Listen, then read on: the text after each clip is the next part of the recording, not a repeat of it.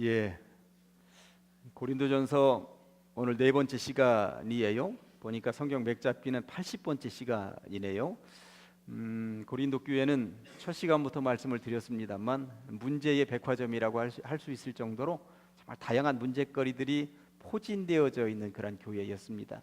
사도 바울은 그 소식을 듣게 되었고 이러한 문제들에 대해서 어떻게 해결받으면 좋을까요 하는 질문을 받게 되었고 편지로 그러한 문제들을 하나하나 지금 해결해 나가고 있는 것입니다. 오늘은 지난주에 6번 문제의 앞부분은 했고 뒷부분을 오늘로 넘겼어요. 그래서 7번째 문제, 8번째 문제까지 해결을 한번 해보도록 하겠습니다. 6번이 우상숭배 문제와 주의 만찬 문제였는데 우상숭배에 대한 문제는 지난주에 말씀을 드렸습니다. 피하라. 우상과 관련된 것은 일단 피하면 된다. 많은 비가 쏟아지는데 거기 앉아있지 말고 피하면 비 안 맞는 것처럼 우상숭배의 자리 머물러 있을 생각하지 말고 피해라 하는 이야기까지 드렸던 기억이 있습니다. 그리고 이 시장에는 우상의 제물들이 막 나오는데 그 고기 이 우상 앞에 제사 드린 음식인가 이 찜찜해하면서 먹지 말고 그냥 먹어도 되니까 제가 그때 말씀드린 게 귀신이 와서 침 발라놓고 간 거 아니니까 먹어라. 오늘날도 제사 음식 마음 놓고 먹어라. 사과가 위에든 아래든 잘려져 있어도 그냥 먹어라.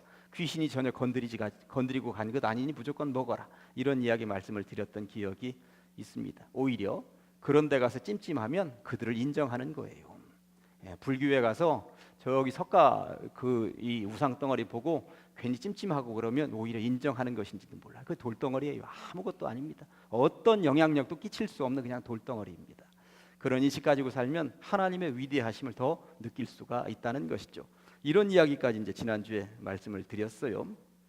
그런데 이 초대교회에 먹는 문제 가지고 여러 가지 티격태격 찌그락째그락 하는 일들이 발생을 했던가 봅니다. 사실 먹는 것만큼 사람을 째째하게 하고 쪼잔하게 만드는 게 없어요. 어디 이렇게 모임에 있어서 가는데 내가 한 10분 늦을 것 같아 하고 갔는데 그래 먼저 먹어 이렇게 얘기를 했다 하더라도 가봤는데 10분 늦었다고 했는데 10분을 안 기다리고 그 사람들이 먹고 있으면 기분 나쁘죠. 이거 좀 기다려주지. 그런데 또 왔는데 열심히 먹느라고 왔어 소리는 했는데 앉아 소리도 않고 자기들끼리만 먹고 있는 거야. 그런데 보니까 빈자리도 없어. 자리를 비켜주는 사람도 없어. 그러면 이거 어떻게 해야 될지 비집고 들어가자니 그렇고 집으로 그냥 가자니 그렇고 이런 일들이 있으시죠. 이게 참 사람을 쪼잔하게 만드는 일입니다. 그런데 고린도 교회에 실제적으로 그런 일들이 벌어지고 있었다는 이야기예요. 초대교회는 그 예수님께서 제정해 놓으신 성찬식, 최후의 만찬을 이제 성찬식이라고 하게 되는데 사실 성찬식을 정례화시키는 그러한 단계 중간 단계에 있었어요. 오늘날 우리가 성찬식을 하게 되면 우리 교회는 1년에 2번 하죠. 부활주일을 앞두고 그 전 주일에 하고 추수감사주일을 앞두고 또 그 전 주일에 합니다만 예수님께서 만들어 놓으신 성찬식을 생각을 해보면 이 성찬식에 오늘날 우리들이 하는 것처럼 요만한 떡 하나 주고 요만한 포도주 주고 그랬던 것은 아니에요. 예수님이 성찬식 하던 최후의 만찬 자리는 빵도 많이 먹고 포도주도 많이 마시던 자리였습니다. 실제적으로. 그러니까 마지막 만찬 식사 자리였어요. 어디서 만찬이라고 그러면 많이 먹는 자리, 많이 차려진 자리였잖아요. 그러니까 예수님께서 마지막 드시는 그 자리는 실제적으로 많이 드시는 자리였어요. 그래 식사가 한참 거나하게 진행되고 있을 즈음에 예수님께서 그 중에 빵을 하나 취하셔서 그것을 떼어 주시면서 이게 내 살이다 말씀을 하셨던 것이고 이것을 기념하라고 하셨던 것이죠. 그리고 그 나라는 포도주가 그냥 음료수 마시듯이 마시던 나라였기 때문에 포도주도 좀 마셨죠. 실제적으로 포도주를 마시고 약간 표현이 그렇습니다만 오해하지 마세요. 약간 취했는지도 모르겠어요. 그래서 베드로, 요한, 야고보가 겟세마네 동산에서 그냥 자는 거예요. 이들이. 그랬는데 어쨌든 예수님께서 요만큼만 준 것은 아니에요. 조금씩 마셨습니다. 사실 이것을 기념하라고 했는데 오늘날을 그것을 기념하는 형태로 조금씩만 먹으면서 주의 죽으심을 기념하는 거였습니다만 초대교회는 예수님의 최후의 만찬 성찬식처럼 최후의 만찬처럼 식사 공동체가 이루어지고 있었다고 하는 것입니다. 실제적으로 사도행전 2장 42절에 보니까 말씀이 이렇게 되어 있어요. 초대교회 이야기죠. 그들이 사도의 가르침을 받아 서로 교제하고 떡을 떼며 오로지 기도하기를 힘쓰니라. 떡을 떼며라고 하는 말은 성찬식을 했다는 말인데, 요즘처럼 떡을 요만큼 먹고 포도주 잔 요만큼 마셨다는 이야기가 아니라 모이면 식사 공동체를 했다는 이야기입니다. 그러면서 그들은 주님의 살과 피를 먹고 마시는 것처럼 약간의 그 의식은 했을지 모르지만 많이 먹는 식사 공동체였다고 하는 것이죠. 또 44절부터 46절까지도 보면 믿는 사람이 다 함께 있어 모든 물건을 서로 통용하고 또 재산과 소유를 팔아 각 사람의 필요를 따라 나눠주며, 이게 공동체를 이루어서 살았던 거예요. 서로 필요한 것들, 집에서 쌀이 많으면 가져오고 옷가지가 많으면 가져오고 이불이 많으면 가져오고 뭐 이러저러한 것들 많이 가져오면서 서로 나누는 공동체였는데, 날마다 마음을 같이하여 성전에 모이기를 힘쓰고 집에서 떡을 떼며, 집에 있으면 가족들끼리 떡을 뗐겠죠. 가족들끼리 모여서 떡을 떼면서, 그러니까 성찬식을 하듯이 이 빵 한 조각을 먹더라도 포도주 한 잔을 마시더라도 이게 주님의 살이고 이게 주님의 피라는 의식을 하면서 거룩하게 먹고 마시면서 지냈다는 이야기인 것입니다. 그러니까 어떤 음식도 하찮게 여기지 않고 소중하게 여기는 그러한 공동체였다고 하는 것이죠. 이런 전통이 고린도 교회에, 그러니까 예루살렘 쪽에서 이어졌었던 전통이 고린도 교회는 유럽 아닙니까? 그리스 땅? 그쪽까지 이제 연결이 된 거예요. 고린도 교회는 그런데 무슨 문제가 발생을 했느냐 하면, 오늘 고린도전서 11장 20절에 보면 말씀이 이렇게 되어 있어요. 그런즉 너희가 함께 모여서 주의 만찬을 먹을 수 없으니 이는 먹을 때에 각각 자기의 만찬을 먼저 갖다 먹음으로. 그러니까 각자 자기들 집에서 먹을 거리들을 가져온 거야. 지금 부자들은 더 많이 가져왔겠죠. 가난한 사람들은 못 가져오는 사람들도 있었을 거예요. 그런데 만찬을 먼저 갖다 먹으므로 어떤 사람은 시장하고 어떤 사람은 취함이라. 늦게 온 사람은 못 먹고 시장하게 있는데 일부러 가져온 사람들은, 일부의 사람들은 그거 다 먹는 거예요. 그리고 일부의 사람들은 이 공동체를 이룬 곳에서 취해 있는 거예요. 술 취해 있는 모습이 저렇게 보이고 있었다는 이야기인 것입니다. 그런데 그렇게 하다 보니까 어떤 문제가 발생했는가? 뒤에 22절의 말씀이 이렇게 되어 있습니다. 너희가 막 먹고 마실 집이 없느냐? 너희 부자들은 집에서 그냥 먹고 와라. 그리고 가져온 것은 좀 없는 사람, 가난한 사람들이 먹도록 하면 얼마나 좋으냐? 너희가 하나님의 교회를 업신여기고 빈궁한 자들을 부끄럽게 하느냐? 그러니까 자기들이 교회에 먹을 거 가져오고 부자들은 자기들끼리만 지금 먹고 있었던 거예요. 실제적으로 또 그 당시에 일찍 온 사람들은, 그래도 종이라도 부리는 사람들은 종에게 심부름시키고 나와 있을 수 있어요. 이 수요일 저녁에 7시 반 예배에 올 수 있는 사람이 있고 죽어도 못 오는 사람들도 우리들에게 있을 수도 있고, 오기는 오는데 7시 30분에는 못 오고 아무리 빨리 와도 8시나 되어야 오는 사람이 있어요. 그런데 7시 30분에 모임 시간이라면 종에게 부리는 부유한 사람들은 그래도 7시 30분에 와가지고 우리들끼리 식사 공동체를 먼저 하고 자기들끼리 다 먹는데, 종격에 되는, 그러니까 좀 가난하고 남의 수하에 있고 집에 있는 것을 바리바리 싸가지고 나누기 위해서 가져오지도 못하는 사람들은 겨우 8시에 와봤는데 다 먹은 거야. 그러니 쫄쫄 굶고 시간도 늦었는데 어디 앉으라 소리도 없고 남긴 것도 없고, 그러니 그 가난한 사람이 얼마나 힘들겠느냐. 그 이야기를 하는 거죠.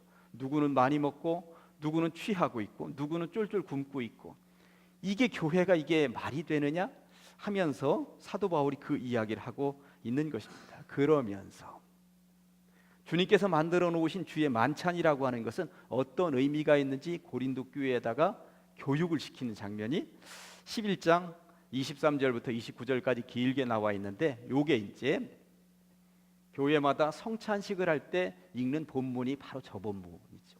저 본문이 그런 배경에서 탄생하게 되었다고 하는 것입니다. 좀 내용이 길긴 합니다만 제가 읽어보겠습니다. 내가 너희에게 전한 것은, 그러니까 고린도 교회에 내가 옛날에 개척하러 가서 주의 만찬을 어떻게 해야 되는지 내가 그때 전달했었던 내용은 무엇이냐면, 주께 받은 것이니 주님이 나에게 알려주신 것인데, 그 주 예수께서 잡히시던 밤에 떡을 가지사 축사하시고 떼어 이르시되 이것은 너희를 위하여 위하는 내 몸이니 이것을 행하여 나를 기념하라 하시고 식후에 또한 그와 같이 잔을 가지시고 이르시되 이 잔은 내 피로 세운 새 언약이니 이것을 행하여 마실 때마다 나를 기념하라 하셨으니 너희가 이 떡을 먹으며 이 잔을 마실 때마다 주의 죽으심을 그가 오실 때까지 전하는 것이니라. 그러므로 누구든지 주의 떡이나 잔을 합당하지 않게 먹고 마시는 자는 주의 몸과 피에 대하여 죄를 짓는 것이니라. 사람이 자기를 살피고 그 후에야 이 떡을 먹고 이 잔을 마실지니 주의 몸을 분별하지 못하고 먹고 마시는 자는 자기의 죄를 먹고 마시는 것이니라. 고린도 교회 너희들이 지금 분별하지 못하고 함부로 희덕거리면서 무슨 잔치집에 온 것처럼 먹는 행위를 하고 있는데, 이게 원래 이 제정하신 의미는 주님이 살을 나눠주시고 피를 나눠주시면서 온 인류를 구원하시기 위한 의식으로부터 출발한 것이다. 그러니 함부로 희덕거리면서 잔치집에 온 것처럼 먹고 취하고 그래서는 안 된다라고 하는 이야기를 하고 계셨던 것이죠. 그러면서 내린 결론이 33절과 34절에 이렇게 되어 있습니다. 그런즉 내 형제들아 먹으러 모일 때에 서로 기다리라. 초등학생에게 얘기하는 것처럼 기다려라. 좀 기다렸다 좀 함께 먹어야지. 있는 사람들끼리 먼저 먹어버리면 나중에 온 사람, 가난한 사람, 그 사람 말도 못하고 저쪽에 있다가 신앙 잃어버릴 거 아니냐, 그런 이야기를 하고 있는 것입니다. 기다려라. 만일 누구든지 배고파서 도저히 7시 30분 넘어서는 도저히 못 먹을 것 같으면 집에서 먹고 와. 그런 이야기까지 지금 얘기하고 있는 거예요. 고린도 교회가 초대교회이고 교회가 세워진 지 10년도 안 된 교회이고 그러다 보니까 이런 자그마한 것들까지도 세밀하게 사도 바울이 알려주고 있는 것을 알 수가 있습니다. 교회가 그렇더라고요. 교회도 보니까 아주 자그마한 것에 상처받게 되어 있어요. 별것도 아닌 것에 교인들끼리 상처를 주고 상처받게 되어 있어요. 그런데 상처를 주는 줄 모르고 주고 그분은 상처를 그것을 통해서 받기도 하고 그러거든요. 말 한마디 때문에, 먹는 것 하나 때문에 그런 거잖아요. 북카페에 있는데 들어오는 사람들마다 내가 오늘 살게 하고 하는데 뒤에 한 명 들어왔는데 그 사람에게는 안 사보세요. 삐지거든요. 그 사람은 그 다음 주에 교회를 옮길 가능성이 많습니다. 그 1,000원짜리 커피 한 잔 때문에 요 얘기하는 거예요. 사실 그렇지 않습니까? 그러니까 이왕 살 거면 다 사야 되는 것이고, 그리고 교회에서 아동부 아이들 끼리끼리 몰려다니는데 아이스크림을 내 자식에게만 아이스크림 하나 사줘 보세요. 다른 애들은 어떻게 하란 말이야. 이런 이야기 하는 것입니다.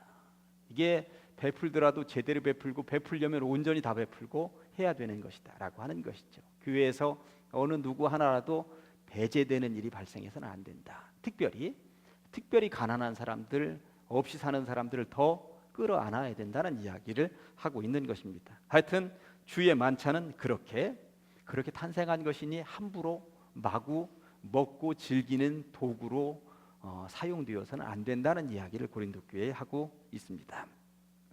그 다음에 이제 고린도 교회의 문제 가운데 하나가 이 은사 문제였어요. 은혜로운 선물이라고 하는 거잖아요. 다른 말로는 달란트라고도 이제 얘기할 수 있는 거죠. 하나님께서 주신, 우리말로는 끼, 뭐 이렇게 얘기할 수도 있어요.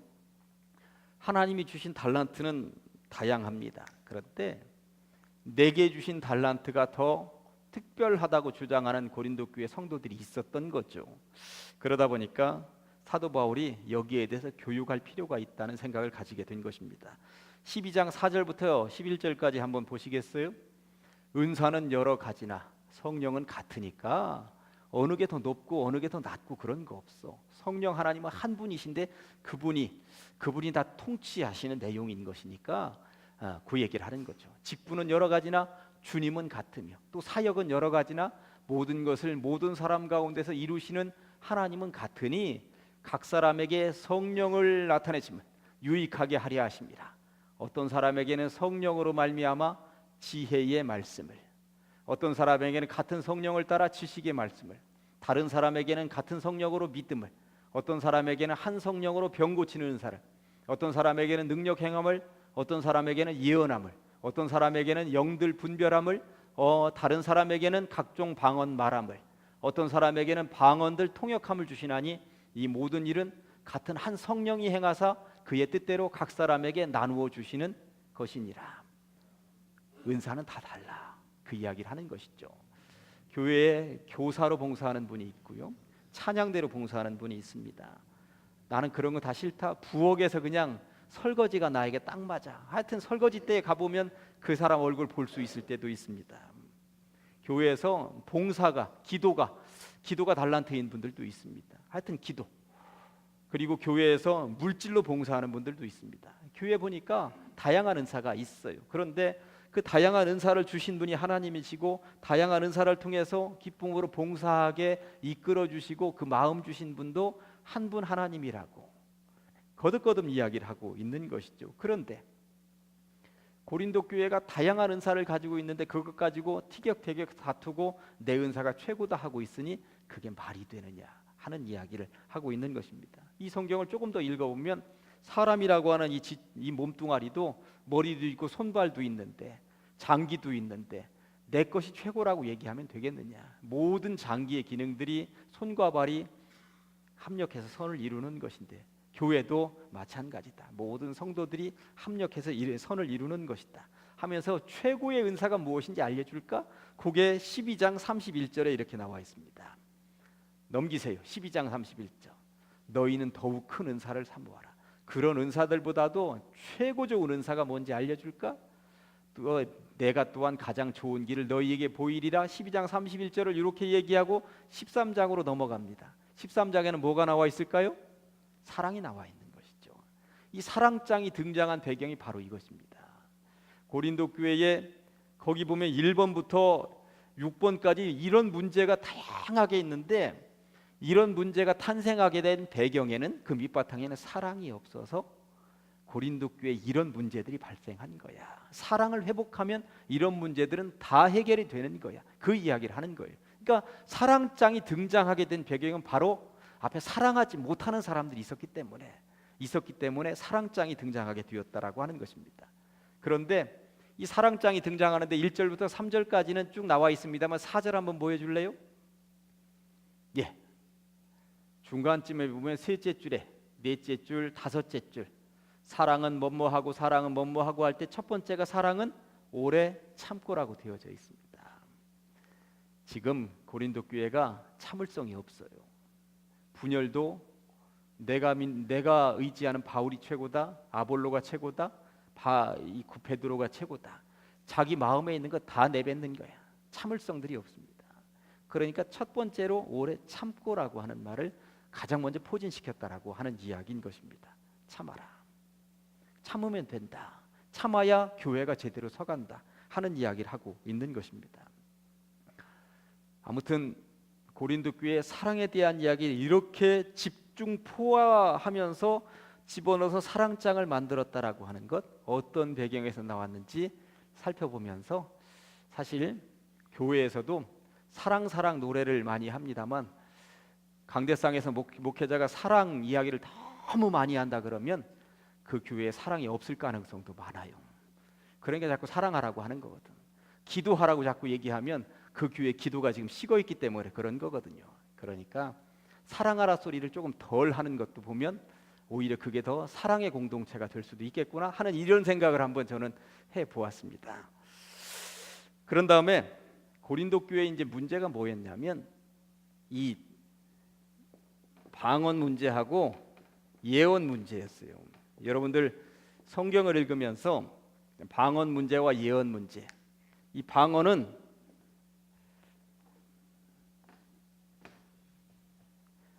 성경에 등장하는 방언은 두 가지예요. 하나는 다른 말이죠. 다른 말, 다른 언어. 이게 방언입니다. 요즘도 방언이라고 그러면 제주도에서 쓰는 진짜 전통적인 말은 못 알아들어요. 잘. 그게 제주도 방언입니다. 그게 제주도 방언. 초대교회에 성령을 받은 사람들이 다른 나라 언어로 말을 하기 시작을 하니까 전 세계에서 온 그 사람들이, 이 사도들이 다른 나라 언어로 성령 받은 사람들이 얘기하니까 알아들었어요. 이것을 성경 사도행전 2장 보면 방언이라고 분명히 얘기합니다. 요게 방언입니다. 요게 방언. 제가 그래가지고 우리 아들내미 영어 가지고 막 끙끙대고 그러니까 영어 방언의 은사를 달라고 좀 기도해보라고 내가 아주 이게 너 영어 공부하는 것보다 이게 더 빠를 수도 있겠다 얘기한 적이 있었어요.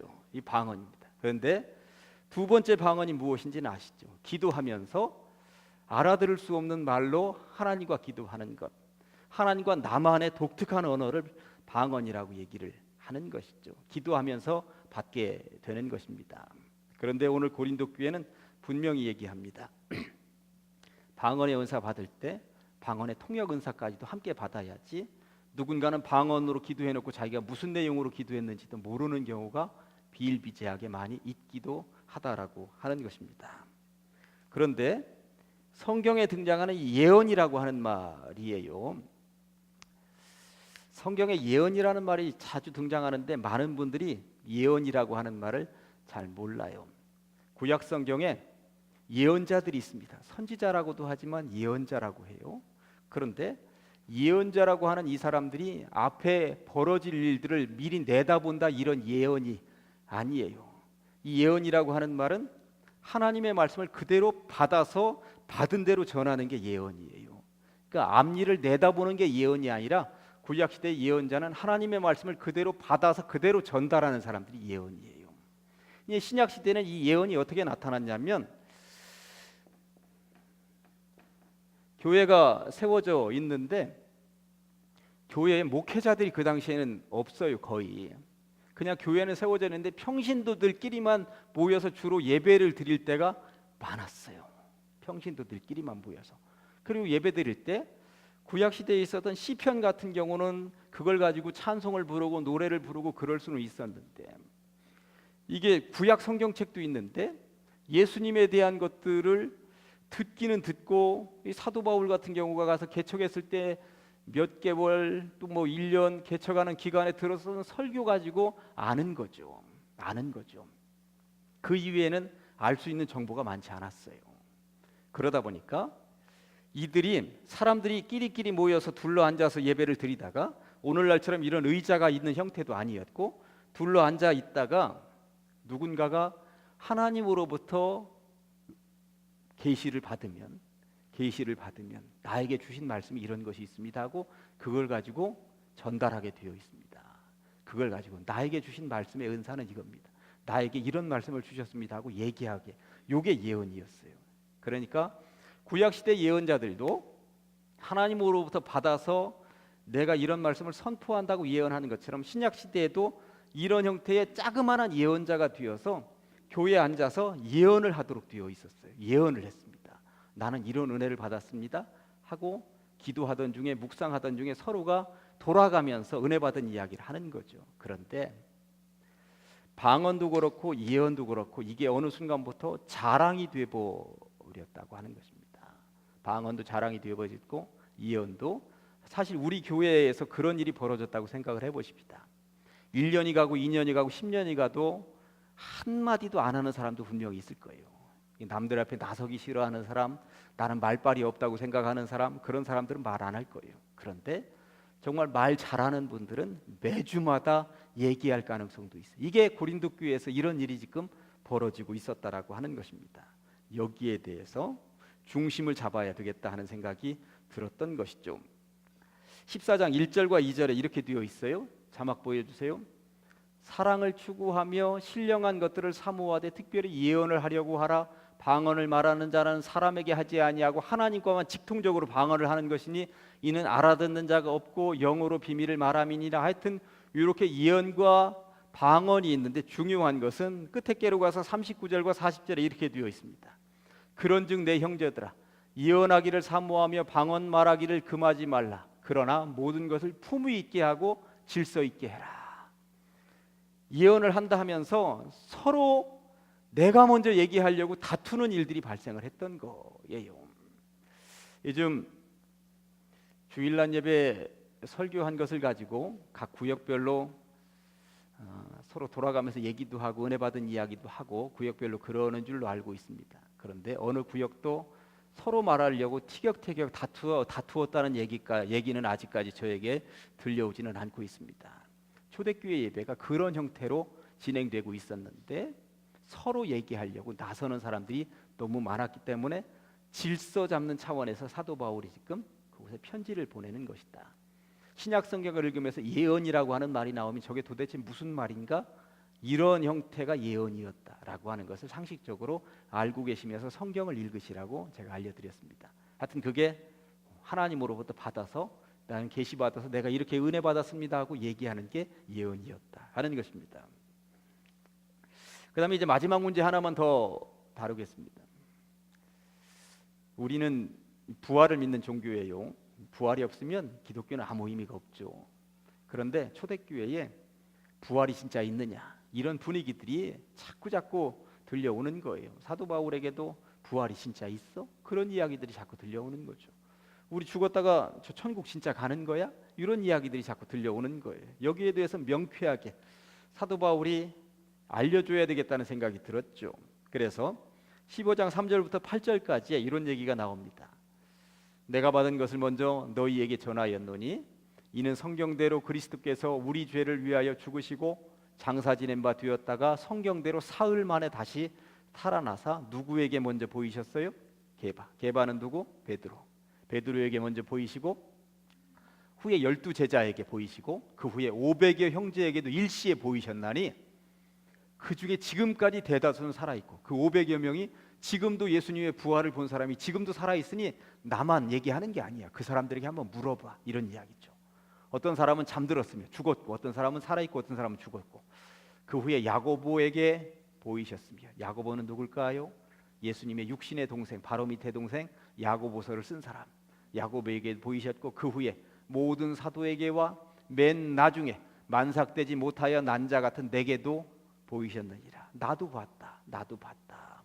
그러니 부활 본 사람이 이렇게 많아. 예수님의 부활 본 사람이 이렇게 많아. 이야기를 하는 것이죠. 그런데 만삭되지 못하여 난 자 같은 나에게도 보이시고 나를 사도 삼아 주신 것이 이게 얼마나 놀라운 은혜냐. 이게 오늘 본문에 나와 있는 내용 있잖아요. 그 10절에 이렇게 나와 있는 거죠. 그러나 내가 나된 것은 뭐라? 하나님의 은혜로 된 것이니. 은혜라고 하는 게 뭡니까? 사람으로서는 도저히 할 수 없는 영역인데 결국 하나님께서 베풀어 주신 게 은혜잖아요. 내가 다 할 수 있었으면 이거 은혜 아닙니다. 내가 할 수 없는 영역인데 하나님이 해주신 영역, 나는 가능하지 않았는데 하나님이 가능하게 해주신 영역이 은혜거든요. 하나님의 은혜로 된 것이니 내게 주신 그의 은혜가 헛되지 아니하여 내가 모든 사도보다 더 많이 수고하였으나 내가 한 것이 아니요 오직 나와 함께 하신 하나님의 은혜로다. 내가 여기까지 걸어온 것, 교회를 개척한 것, 세운 것, 걸어온 발걸음, 내가 한 영역은 하나도 없어. 오직 하나님이 다 하셨는데 이게 은혜다. 그런 이야기를 하고 있는 것이죠. 내가 나된 것은 하나님의 은혜라. 이야기를 하면서 하고 싶은 이야기가 하나 있어요. 사도 바울의 편지가 13권인데 13권을 읽어보면 이 사도 바울이 참 놀라운 사람인 것이 책을 읽으면서 점점점 더 겸손해지고 있다는 이야기를 하고 싶은 거예요. 어디선가 들으셨을 수도 있는데 오늘 보면 9절에 보니까 뭐라고 되어 있느냐면 나는 사도 중에 가장 작은 자라. 왜냐하면 교회 핍박했던 사람이거든요. 사도라 칭함받기도 감당치 못할 사람, 사도 중에 가장 작은 자라고 고린도전서에 오늘 쓰여져 있어요. 그런데 몇 년 후에 에베소서라고 하는 책을 씁니다. 그런데 더 겸손해졌어요. 모든 성도 중에 지극히 작은 자보다 더 작은 나에게 이 은혜를 주신 것은. 점점 겸손해지는데 사도 바울이 거의 죽기 전에 써놓은 디모데전서에 보니까 이렇게 되어 있습니다. 미보다 모든 사람이 받을 만한 이 말이요 그리스도 예수께서 죄인을 구원하시려고 세상에 임하셨다 하였도다. 죄인 중에 내가 괴순이라. 갈수록 점점 더 교만해지는 게 아니라, 더 많은 교회를 내가 세웠다고 교만해지는 것이 아니라 갈수록 이 사도 바울이 점점 더 겸손해집니다. 갈수록 생각해 보니까 내가 성경 공부를 하고 제가 또 복지기관에만 있다가 목사가 되어서 성경을 더 깊이 알고 배울수록 내가 성경을 이렇게 모르는구나. 제가 그것을 깨달아요. 신앙생활하면서 우리가 깨닫는 진리가 뭐냐면 내가 죄인이구나. 이거 깨닫는 게 신앙생활하면서 진리이겠구나 하는 생각이 드는 거예요. 사도 바울도 사도 중에 가장 작은 자라 하더니 모든 성도 중에 지극히 작은 자보다 더 작은 나라고 얘기하더니 죄인 중에 내게 괴수라고. 이런 결론을 내리면서 사도 바울이 스스로를 그렇게 겸손하게 익은 곡식일수록 고개를 이렇게 숙이는구나. 사도 바울을 통해서 그것을 알 수 있을 것 같아요. 그러면서 부활이 없다면 한마디 합니다. 내용이 좀 길긴 합니다만 15장 12절에 보니까 이렇게 되어 있어요. 제가 몇 절만 읽어보려고 그래요. 그리스도께서 죽은 자 가운데서 다시 살아나셨다 전파되었거늘 너희 중에 어떤 사람들은 어찌하여 죽은 자 가운데서 부활이 없다 하느냐. 만일 죽은 자의 부활이 없으면 그리스도도 다시 살아나지 못하셨으리라. 그리스도께서 만일 다시 살아나지 못하셨으면 우리가 전파하는 것도 헛것이요 또 너희 믿음도 헛것이며. 그러니까 사실 부활이 없다, 천국이 없다 그러면 이만한 사기극이 어디 있습니까? 우리 교회 나와 있을 이유도 없는데 2000년의 역사 가운데 수없이 많은 사람을 속인 이만한 사기극이 없는 거예요. 그렇잖아요? 그러니 얼마나 많은 사람이 속은 거예요. 얼마나 많은 사람이 속고 있는 것입니까? 그러나 많은 사람들이 죽음 앞에서도 칼 앞에서도 핍박 앞에서도 믿고 의지하는 것은 부활 신앙을 가지고 있기 때문에 그런 거죠. 초대교회 사자굴에서도 불구덩이 속에서도 살아 있었던 이유는 부활 때문에 그런 거죠. 다 도망갔었던 제자들이 돌아와서 목을 내놓고 예수를 증거했었던 것은 오직 부활을 체험했기 때문에 그런 것 아닙니까? 그러니까 부활이 없다면 우리들은 전부 다 지금 사기당하고 있는 거예요. 천국이 없다면 지금 사기당하고 있는 거죠. 이 아까운 시간 내 헌금 드리면서 내 돈 드리면서 사기당하고 있는 것이죠. 그러나 우리는 사기당하고 있는 것이 아니라 정말 부활 신앙 가지고 부활의 백성들이 되어서 살 것이라고 하는 것을 분명히 믿습니다. 그것을 위해서 57절 58절에 이렇게 확신을 주면서 얘기합니다. 우리 주 예수 그리스도로 말미암아 우리에게 승리를 주시는 하나님께 감사하노니 그러므로 내 사랑하는 형제들아 견실하며 흔들리지 말고 항상 주의 일에 더욱 힘쓰는 자들이 되라. 이는 너희 수고가 주 안에서 헛되지 않고 너희가 반드시 천국 갈 것이기 때문에 이렇게 확신을 주는 이야기로 편지를 마무리하는 형태를 가지게 됩니다. 아무튼 고린도 교회는 다양한 문제에 노출되어져 있는 교회였습니다. 문제의 백화점이라고 할 정도로 그런 문제들이 많이 있었습니다만 사도 바울이 조목조목 하나하나 써내려가면서 그들의 문제를 해결하고 있죠. 그리고 견실하며 흔들리지 말고 굳건하게 서서 승리하는 자들이 되라고 이야기를 합니다. 그러면서 16장에는 부록으로 조금 더 덧붙이는 것이 연보 헌금에 관한 이야기예요. 그런데 이 헌금이 어디에 쓰여지는가 보면 참 놀랍습니다. 성도를 위하는 연보에 관하여는 내가 갈라디아 교회들에게도 명한 것 같이 갈라디아 교회 성도들에게도 이미 얘기했는데 너희도 그렇게 하라. 매주 첫날에 너희 각 사람이 수입에 따라 모아두어서 내가 갈 때 연보를 하지 않게 하라. 내가 너희들한테 갈 건데 가기 전에 헌금을 좀 모아놔라. 근데 이 헌금을 어디다 쓸 의향이었냐면 예루살렘 교회가 그 당시에 엄청난 가뭄으로 인해서 예루살렘 지역이 완전 초토화되었어요. 그래서 예루살렘 교회를 돕기 위한 헌금 모금을 갈라디아 교회 그리고 고린도 교회, 빌립보 교회도 사도 바울이 편지 써보내서 헌금을 좀 모아서 예루살렘 교회를 도와야 된다. 이렇게 얘기하고 있는 거예요. 요즘으로 말하면 가장동에 홍수가 나가지고 교회 이 지하까지 막 흠뻑 젖고 이 본당도 물이 줄줄줄 새가지고 어찌할 바를 모르니까 우리가 개척한 가장 큰 빛 교회가 헌금 모아가 이쪽으로 보낸다는 이야기하고 똑같은 거예요. 그러니까 형님 교회를 돕는 거 같은 형태가 그 당시에 그러니까 고린도 교회가 굉장히 선화가고 있었다는 이야기고 여러 가지 문제는 있었지만 고린도 교회가 어느 정도 이 부유한 사람들이 있어서 교회의 재정적인 역할을 하고 있었다는 이야기고 그런 이야기가 부록으로 거기에 실려 있습니다. 아무튼 사도 바울의 편지를 받은 이후로 제대로 서 나갔는데 이제 다음 주에는 고린도전서를 받은 이후에 어떤 변화가 고린도 교회에 있었는지 어떤 건 좀 제대로 좀 고쳐졌고 어떤 건 좀 아직도 부족했는지 다음 주부터 고린도 후서를 통해서 고린도 교회의 이야기를 더 전개시켜 나가보도록 하겠습니다. 오늘의 말씀 고린도전서 15장 10절 두 번 하시겠습니다. 시작. 그러나 내가 나 된 것은 하나님의 은혜로 된 것이니 내게 주신 그의 은혜가 헛되지 아니하여 내가 모든 사도보다 더 많이 수고하였으나 내가 한 것이 아니요 오직 나와 함께 하신 하나님의 은혜라. 그러나 내가 나 된 것은 하나님의 은혜로 된 것이니 내게 주신 그의 은혜가 헛되지 아니하여 내가 모든 사도보다 더 많이 수고하였으나 내가 한 것이 아니요 오직 나와 함께 하신 하나님의 은혜라. 아멘. 기도하십니다.